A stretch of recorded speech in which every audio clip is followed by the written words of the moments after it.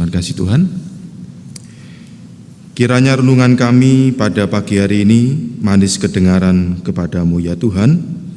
Kami hendak bersukacita karena Engkau. Amin. Selamat pagi jemaat kasih Tuhan.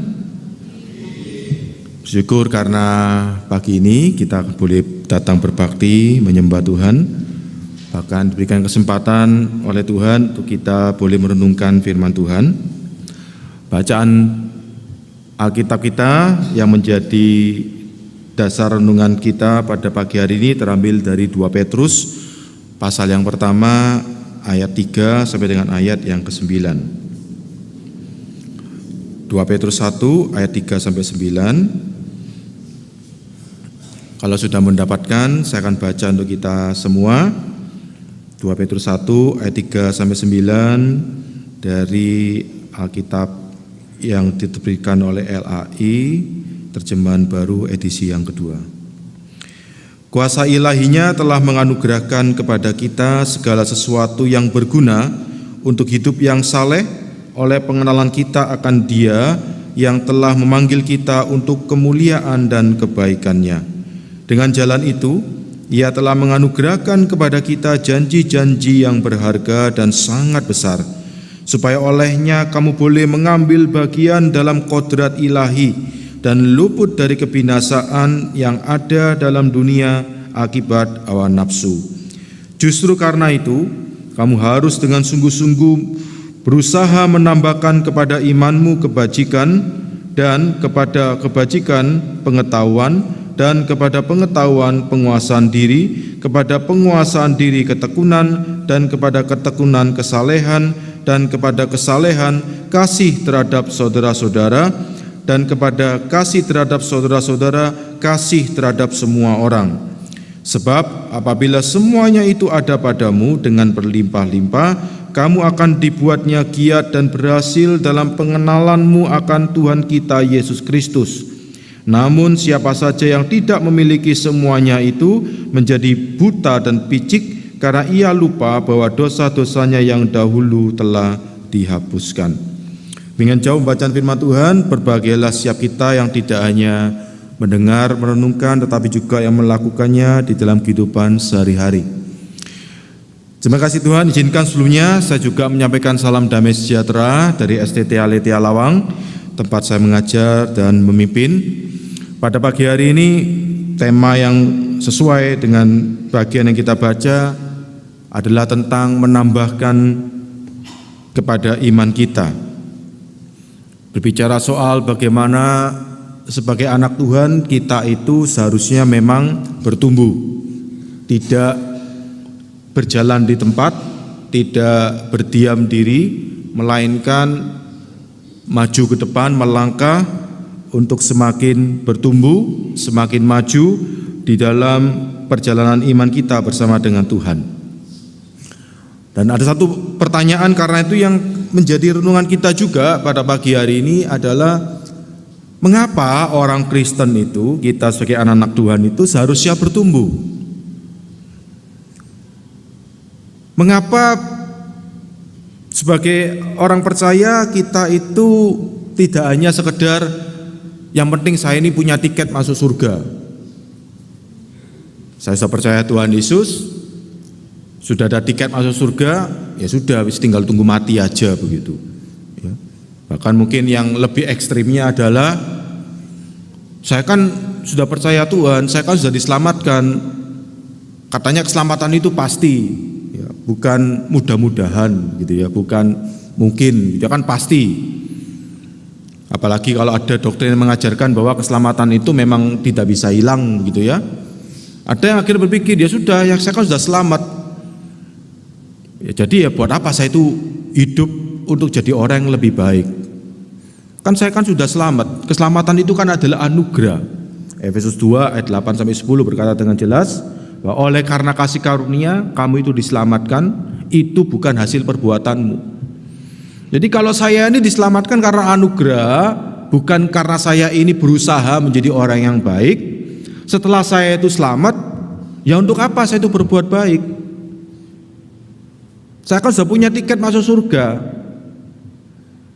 Nah, sehingga memang masih ada di antara orang-orang Kristen yang memahami bahwa yang penting saya sudah percaya sudah. Setelah itu ya buat apa saya itu jadi lebih baik begitu.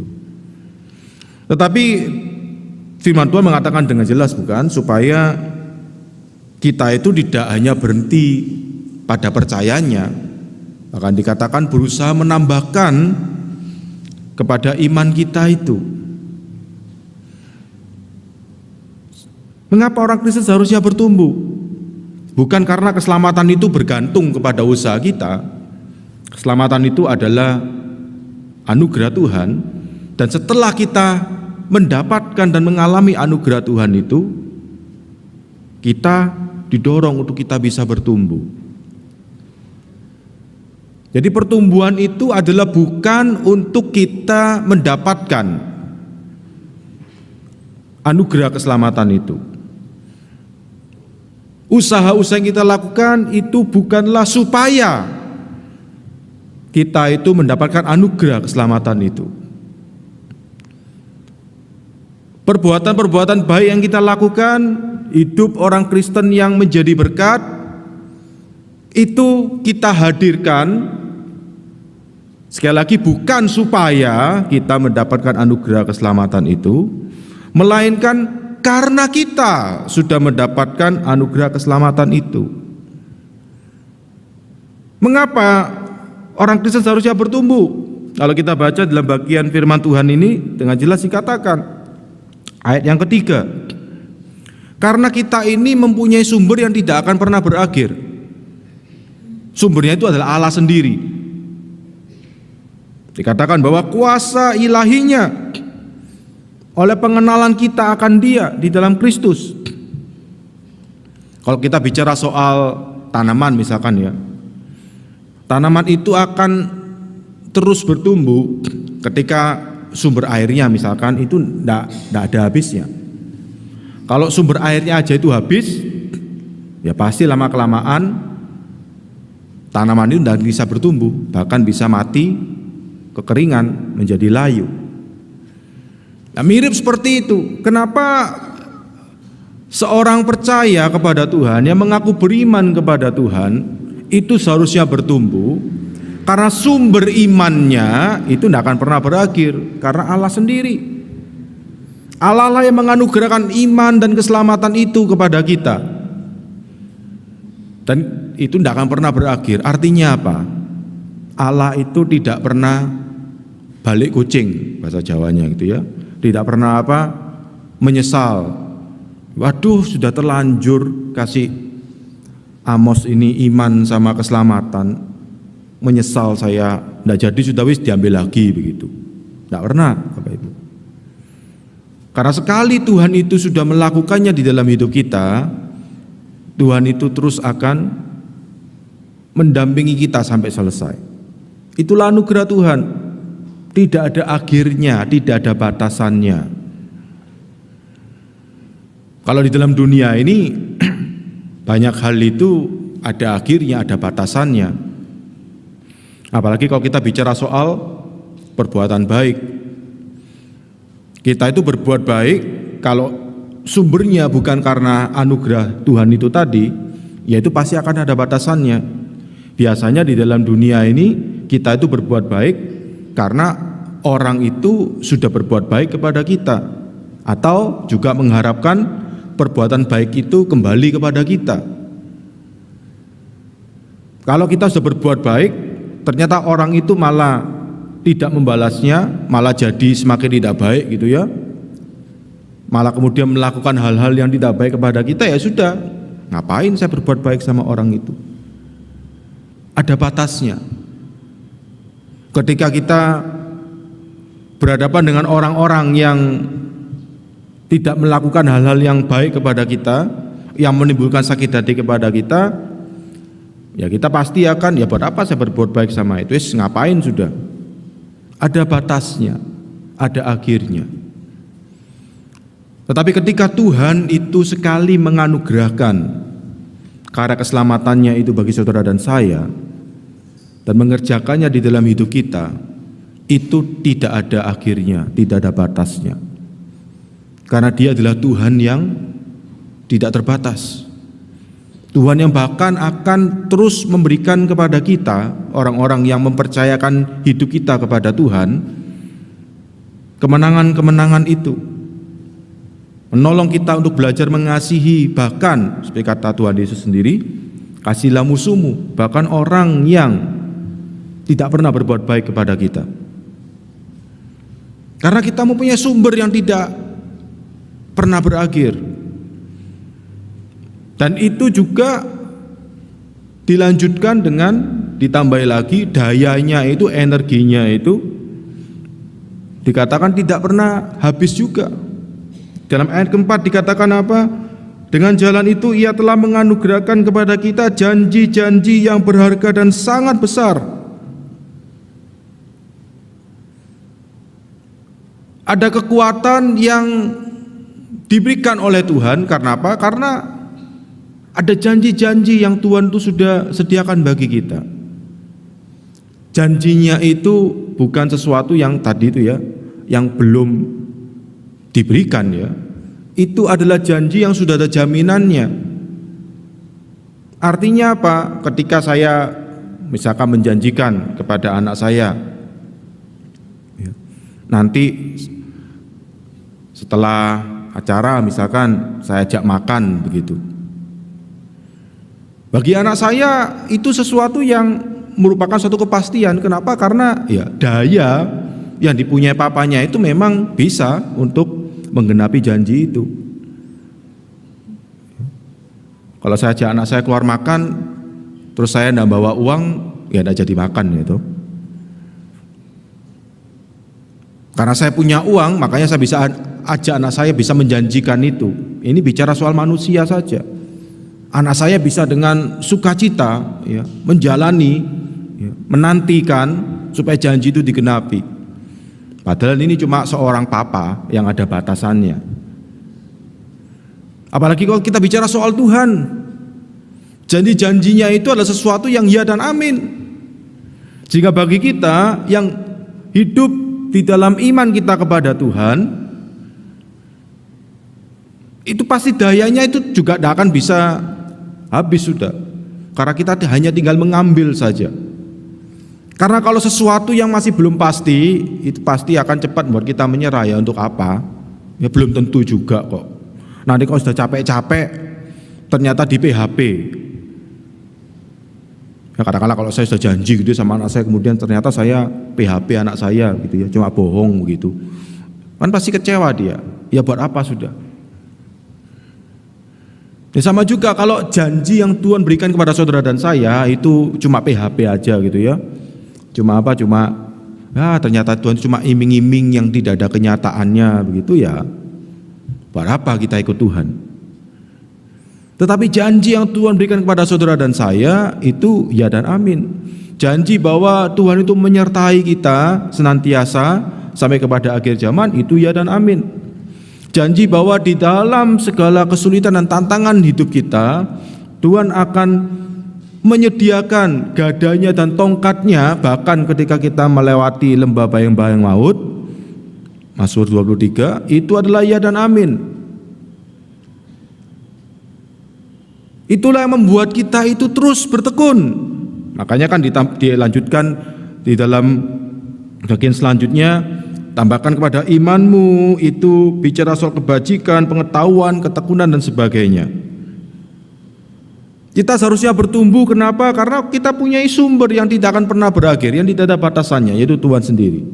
Dan Tuhan itu juga akan memberikan kepada kita kemampuan, keberanian, daya untuk kita menjalani hidup kita ini bersama dengan Tuhan, karena Dia sudah memberikan janji-janjinya yang berharga dan sangat besar itu.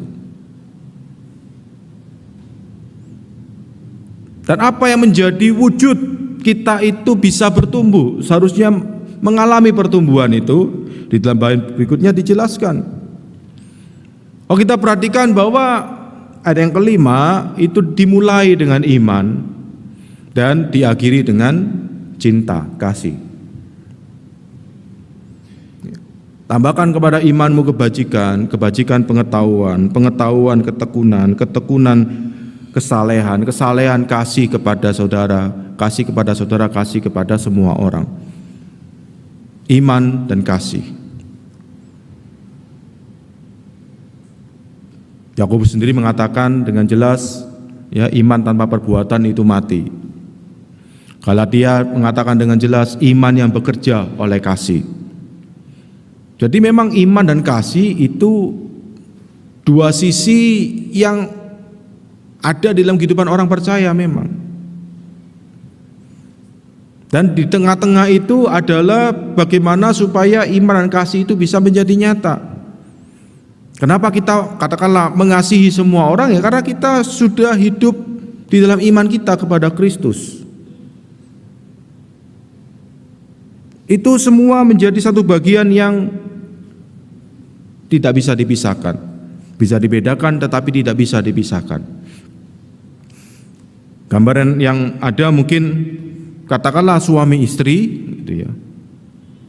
Itu suaminya itu berbuat baik kepada istrinya bukan supaya mendapatkan cinta dari istrinya. Kalau mereka tidak saling mengasihi, buat apa kawin? Gitu. Buat apa menikah? Justru karena sudah menikah, sudah bersumpah setia, sudah mengikat cinta kasih di antara mereka, perilaku baik dari suaminya itu adalah karena keyakinan, ya, tidak mau dia itu nantinya merusak atau menghancurkan kasih dari istrinya yang diberikan kepada suaminya. Saya ini boleh dikatakan menikah dulu baru pacaran, Bapak Ibu. Ya, karena sudah cukup berumur gitu ya, enggak nikah-nikah, akhirnya mama saya itu dalam tanda kutip menjodohkan saya dengan seorang gadis. Ya. Jadi dikenalin waktu saya masih studi di Amerika. Ya, 2 tahun terakhir saya studi itu kami cuma Skype-an, ya, zamannya dulu itu masih zaman Skype ya.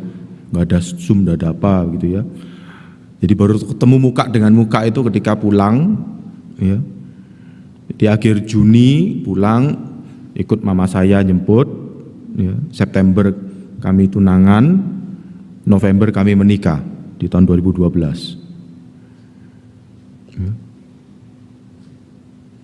Jadi kami ini nikah dulu baru pacaran, dan ada baiknya juga.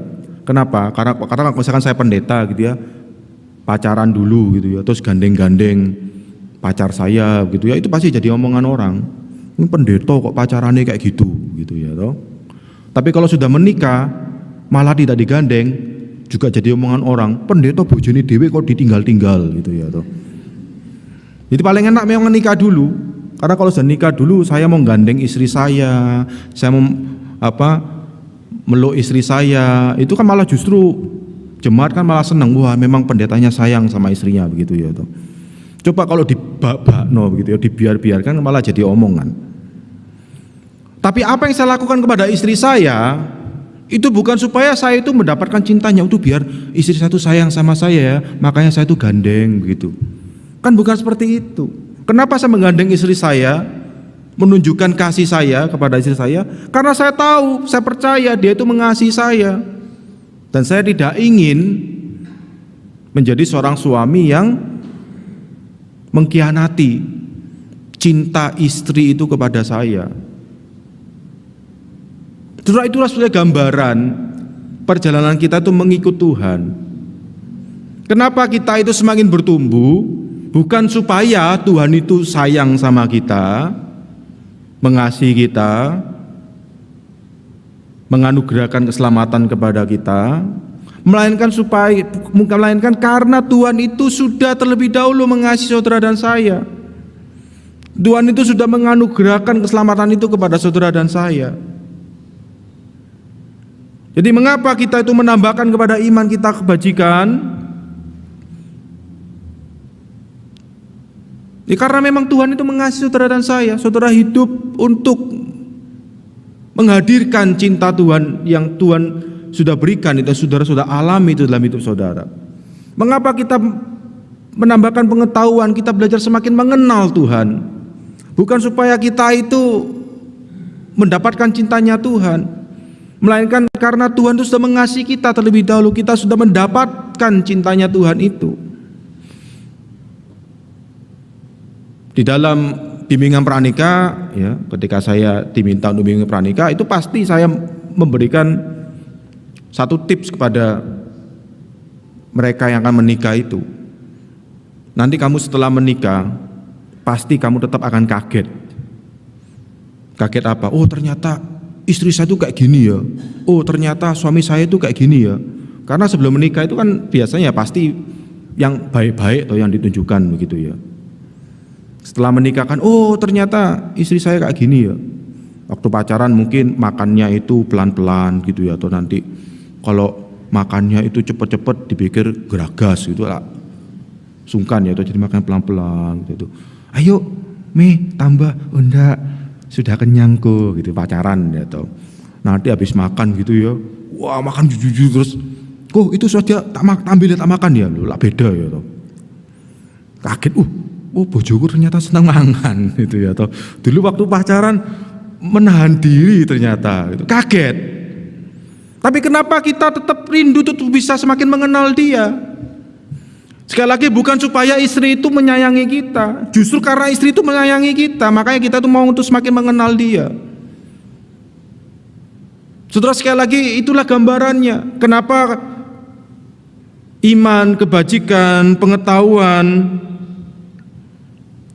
penguasaan diri, ketekunan, kesalehan, itu semua yang wujudnya nanti adalah ketika itu gambaran lengkapnya itu adalah cinta, kasih itu tadi. Itu terjadi dalam kehidupan orang percaya karena mereka belum mengalami anugerah keselamatan itu, belum mengalami sayangnya Tuhan itu, melainkan karena mereka sudah mengalami anugerah keselamatan itu, mengalami sayangnya Tuhan itu. Sehingga di dalam ayat berikutnya dengan jelas Petrus itu mengingatkan,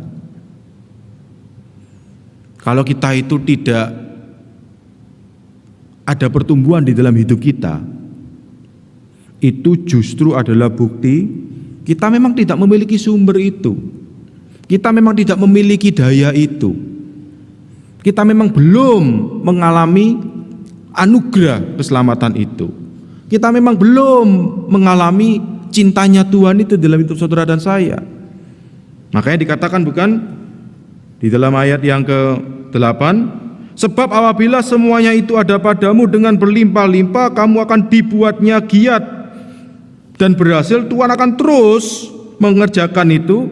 Kenapa? Karena kita sudah mengenal, dalam pengenalanmu akan Tuhan kita Yesus Kristus.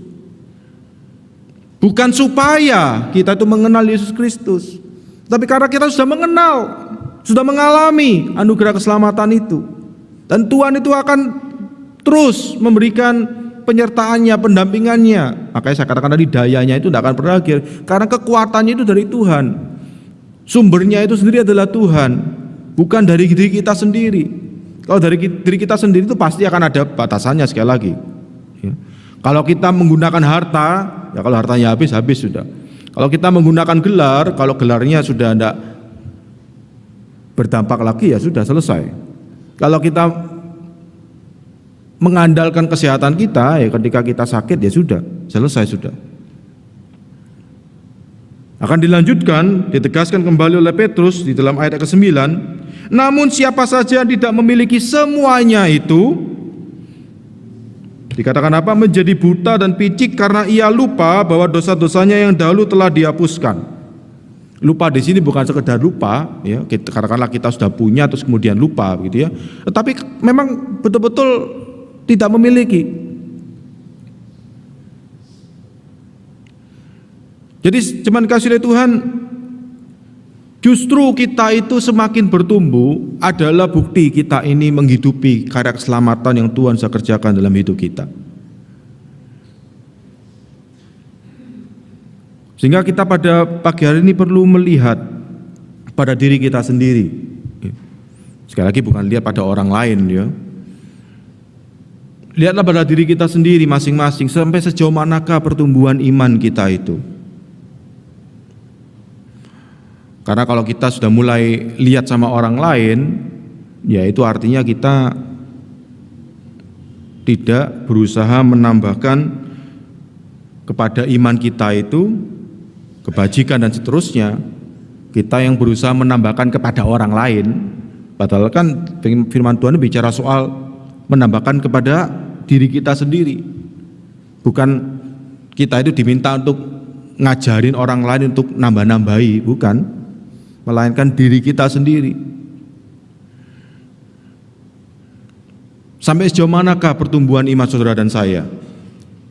Jangan lihat orang lain, jangan lihat suami, jangan lihat istri, jangan lihat anak, jangan lihat pendetanya, jangan lihat majelisnya, tapi lihatlah pada diri sendiri. Sampai sejauh mana iman saya ini sudah bertumbuh.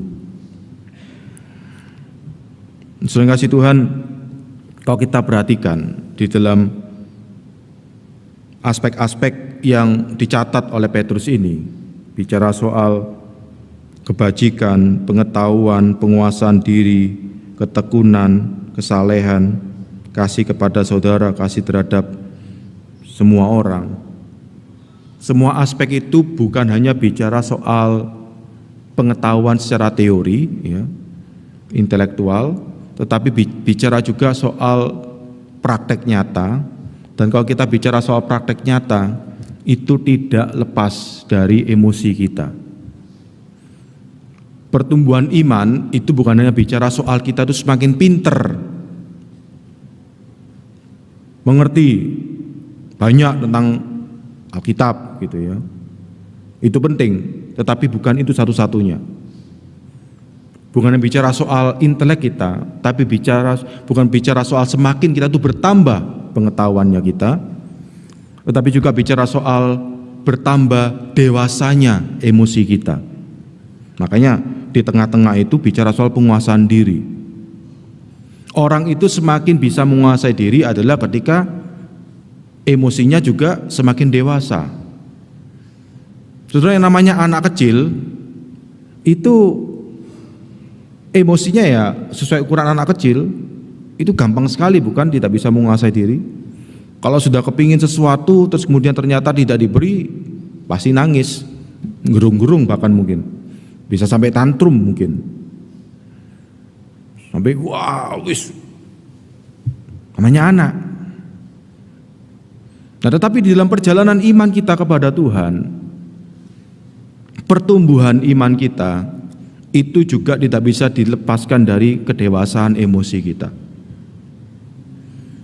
Makanya ada orang-orang Kristen yang sudah lama sekali jadi Kristen, bertahun-tahun, berpuluh-puluh tahun jadi Kristen, bahkan pelayanan di gereja dengan aktif sekian lama. Ya misalkan saya gini ya, jadi pendeta gitu ya, sudah cukup lama gitu ya, hampir 25 tahun misalkan. Kelihatannya wah, oh ini pasti sudah, imannya ini pasti sudah wah semakin bertumbuh, sudah semakin dewasa begitu ya. Tetapi ada banyak juga, kalau kita tidak hati-hati, kita ini salah paham. Kelihatannya aja di luar itu lama, ya, tapi itu tidak identik dengan kedewasaan rohani. Ya, ada seorang hamba Tuhan ya, yang menulis buku Emotionally Healthy Spirituality. Itu mengingatkan kepada kita, it is impossible to be spiritually mature while remaining emotionally immature. Tidak mungkin bagi kita untuk dewasa rohani kalau kita itu emosinya tidak dewasa. Tidak mungkin. Itu paling kelihatan misalkan saya jadi pendeta ya sampai 25 tahun ya, terus kemudian di dalam berelasi begitu, belum saya sudah langsung marah, belum saya sudah langsung main tangan misalkan begitu. Itu bisa terjadi. Sekali saya katakan bahwa emosi memang bukan satu-satunya di dalam pertumbuhan iman kita, tetapi itu bagian yang tidak bisa kita lupakan, yang tidak boleh kita abaikan. Ada orang-orang Kristen yang sudah puluhan tahun bahkan pelayanan menjadi pendeta, itu ketika emosinya itu belum dewasa, ya rohaninya juga belum dewasa. Walaupun mungkin sudah lama kelihatannya. Dan ketika kita bicara soal emosi yang dewasa, itu bicara soal bagaimana kita itu bersama dengan Tuhan membereskan kepahitan-kepahitan, membereskan hal-hal yang bisa membuat kita ini menghalangi itu bisa bertumbuh. Karena apa yang kita alami di masa lalu, ketika itu tidak dibereskan bersama dengan Tuhan, hal-hal yang tidak baik, ya kepahitan-kepahitan, sakit hati, itu pasti akan berdampak di dalam perjalanan iman kita bersama dengan Tuhan. Makanya ketika bicara soal menambahkan kepada iman kita, kebajikan, pengetahuan, penguasaan diri, ketekunan, kesalehan, kasih terhadap saudara, dan kasih terhadap semua orang, itu bicara soal progres. Bagaimana kita itu bisa maju ke depan kalau ada sesuatu di belakang kita yang menghalangi kita. Kalau ada sesuatu di masa lalu kita yang menghalangi kita, yang itu tidak dibereskan bersama dengan Tuhan, belenggu masa lalu itu kalau tidak dibereskan bersama dengan Tuhan, tidak dipatahkan bersama dengan Tuhan, ya kita tetap bisa maju lah, tapi majunya itu susah sekali. Sepertinya kita ini sudah lama sekali ikut Tuhan, tapi karena belenggu masa lalu, kepahitan-kepahitan di masa lalu, sakit hati di masa lalu tidak dibereskan, ya walaupun kita ini sudah lama sekali ikut Tuhan, ya rohani kita ya tidak semakin dewasa. Karena itulah mengapa iman dan kasih itu tidak bisa dipisahkan. Mengapa itu menjadi satu kesatuan? Karena seperti Yesus katakan, bukan, kalau kita ini anak Tuhan, kita harus diingatkan, ya, di dalam Yesus kita itu diminta untuk mengasihi Tuhan dan mengasihi sesama seperti diri kita sendiri. Artinya apa? Hanya dengan kita itu mengandalkan Tuhan, mempercayakan hidup kita kepada Tuhan, kita ini bisa melangkah maju, bertumbuh di dalam perjalanan iman kita. Karena ketika kita tidak mengandalkan Tuhan, yang terjadi adalah kita ini menjadi tertahan. Kita tidak bisa semakin bertumbuh bersama Tuhan. Suatu kali ada seorang pendeta, ya, diundang pelayanan keluar pulau. Hari Sabtunya sampai, kemudian menginap di rumah salah satu majelis penatua. Kemudian paginya sebelum bersama-sama dengan penatua dengan istrinya itu berangkat, ya, mereka makan pagi dulu ya di rumah penatua itu, ya, setelah makan pagi, ya, ditawari kopi pendetanya. Seperti tadi ya, saya kan juga pagi sampai ditawari kopi gitu. Ya, saya bilang ya terima kasih gitu, pendetanya juga bilang terima kasih gitu. Minum kopi. Ya pada waktu mau minum gitu ya, ini kebetulan pendetanya bisa minum kopi yang manis ya. Kalau saya suka kopinya kopi yang hitam gitu. Jadi ada kopi, kemudian ada gula gitu ya. Nah sebelum pendeta itu menambahi kopinya itu dengan gula, nah istri dari penatuanya bilang, Pak Pendeta, tunggu sebentar. Ini mungkin belum pernah dialami oleh Pak Pendeta. Ini ya. Saya ini punya sendok teh dari emas, Pak Pendeta. Ini warisan keluarga. Jadi ini sudah turun temurun ini, sendok teh ini dari emas. Gitu. Jadi silakan Pak Pendeta pakai sendok teh emas ini untuk ngudek itu, ngaduk kopinya itu ya, pakai sendok teh emas itu. Ya, yang suka kopi itu pernah enggak ngudek kopinya itu pakai sendok teh dari emas? Kan enggak pernah ya toh.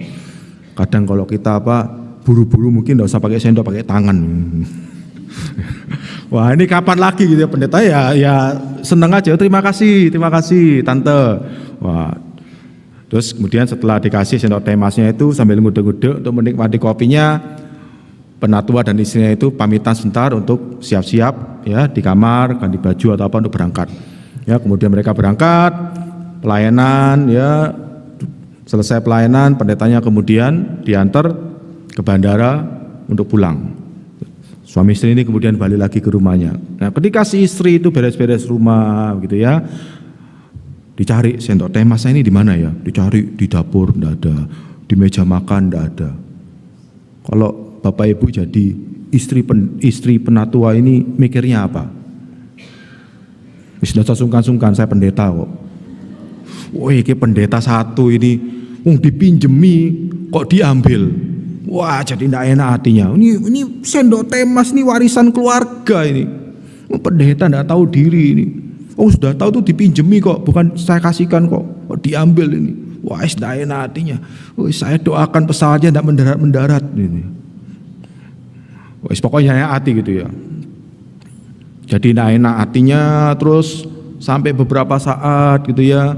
Kemudian pergantian kemajelisan, setelah terjadi pergantian kemajelisan tahun depannya, ya di hari Minggunya, istri dari mantan ini ya majelis ini karena sudah terjadi pergantian, lihat di warta, minggu depan pendeta ini khotbah lagi di gereja.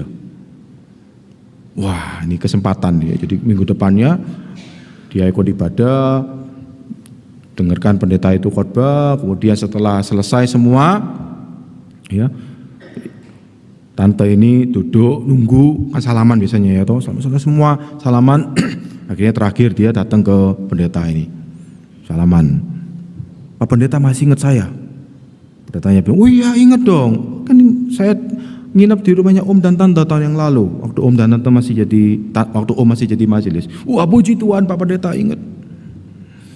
Terima kasih juga Pak Pendeta, tadi khotbahnya bicara soal supaya kita ini menjadi anak Tuhan yang bisa untuk punya integritas. Dan saya percaya Pak Pendeta pun punya integritas. Ini sambil salaman. Karena itu Pak Pendeta, saya tahu ini mungkin Pak Pendeta terselip atau apa. Kembalikan ya sendok teh mas saya gitu. Terus Pak Pendeta bilang, loh Tante, gini ceritanya, saya itu udah ambil sendok teh masnya kok Tante. Jadi tahun yang lalu itu ya waktu Om dan Tante di kamar dia ganti baju gitu ya, saya itu ya pakai sendok teh mas itu ya. Terima kasih Tante, enggak pernah saya tuh ngaduk kopi pakai sendok teh mas. Kemudian setelah saya selesai minum ya sambil nunggu Om dan Tante, saya ini lihat ini sendok teh mas ini kotor ya toh, sudah saya pakai. Wah, saya jadi sayang ini sendok teh mas bagus-bagus kok saya biarkan kotor gitu. Jadi saya cuci sendiri. Setelah saya cuci saya tuh bingung mau taruh mana. Nanti kalau kesingsal Om dan Tante nanti kesulitan untuk cari gitu. Kemudian saya cari akal taruh mana ya supaya nanti gampang ketemu gitu ya. Kemudian saya lihat itu di ruang keluarga ya, di meja di ruang keluarga itu ada Alkitab. Jadi saya selipkan itu sendok teh masnya di dalam Alkitab. Ya sudah, tantenya tidak bisa ngomong. Kenapa? Ketahuan. 1 tahun tidak pernah baca Alkitab. Coba kalau katakanlah di hari itu ketika dia hatinya lagi tidak enak begitu ya. Kemudian dia malamnya buka Alkitab itu, baca firman Tuhan. Sendok teh masnya ketemu.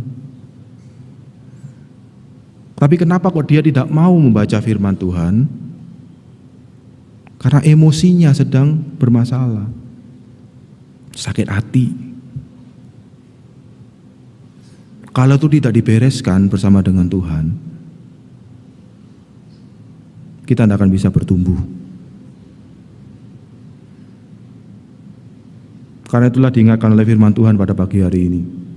Kita ini punya Tuhan yang mengasihi saudara dan saya.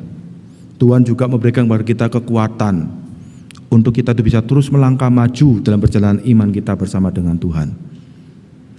Jangan sampai gara-gara kita punya sesuatu di masa lalu yang membelenggu kita, yang seharusnya kita tahu kita itu bersama dengan Tuhan bisa bereskan, tetapi kita terus tinggal terbelenggu, akhirnya susah bagi kita untuk maju.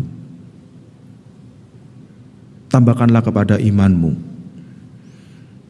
majulah, dan itu hanya bisa maju ketika tidak ada yang menahan kita. Sekali lagi, it is impossible to be spiritually mature while remaining emotionally immature. Tidak mungkin bagi kita semakin dewasa rohani kita ketika emosi kita tetap tinggal tidak dewasa. Mari kita berdoa. Tuhan, terima kasih untuk firman-Mu. Tuhan, tolong kami supaya kami boleh semakin bertumbuh di dalam iman kami, supaya rohani kami semakin dewasa. Jangan ada sesuatu pun, apapun itu, termasuk yang ada di masa lalu kami, sakit hati, kepahitan-kepahitan yang membelenggu kami untuk maju terus bersama dengan Tuhan. Karena itu hamba berdoa, kalau ada di antara kami yang bergumul dengan belenggu-belenggu masa lalu itu, Tuhan, di dalam nama Tuhan Yesus, mampukan kami Tuhan untuk mematahkan belenggu itu oleh karena kami mempunyai Tuhan yang luar biasa. Terima kasih, inilah doa kami di dalam nama Tuhan Yesus. Amin. Terima kasih, Tuhan Yesus memberkati.